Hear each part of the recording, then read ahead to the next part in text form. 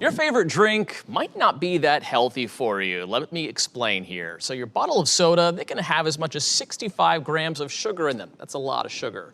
Compare that to your standard chocolate bar, which has about 25 grams of sugar, which means if you drink an entire bottle of this regular soda, you're drinking about the equivalent of 2.5 chocolate bars worth of sugar.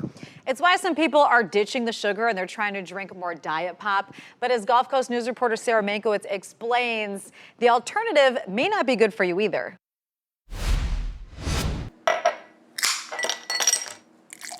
Cracking open a can of diet soda is more popular than ever. Oh, definitely. I would never drink a regular soda, ever.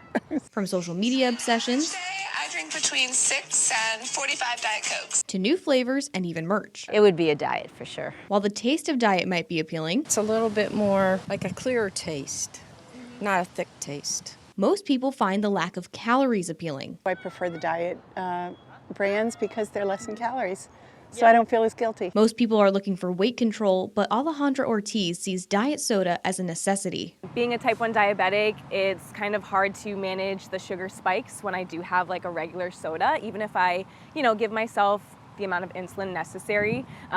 There's really no way to avoid my sugar just skyrocketing. Studies show diet soda uses the artificial sweetener aspartame, which can lead to health issues. I like the regular soda, and I do, when I hear about that, it's like, I'm not going to drink that.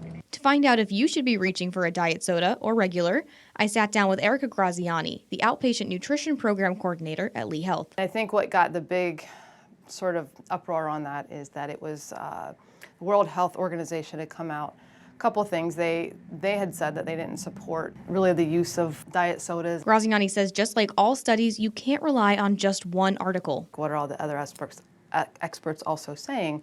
And as long as these types of sweeteners are not consumed above those sort of limits that they set that are considered safe. While large amounts of aspartame can be bad for you, It would be equivalent to like drinking 21 cans a day, and your average person is not. moderation is key. You're trying to make health improvements, you're trying to reduce the sugar, at least trying to incorporate maybe some of those diet ones certainly can be a better thing. Reporting in Fort Myers, Sarah Mankiewicz, Gulf Coast News.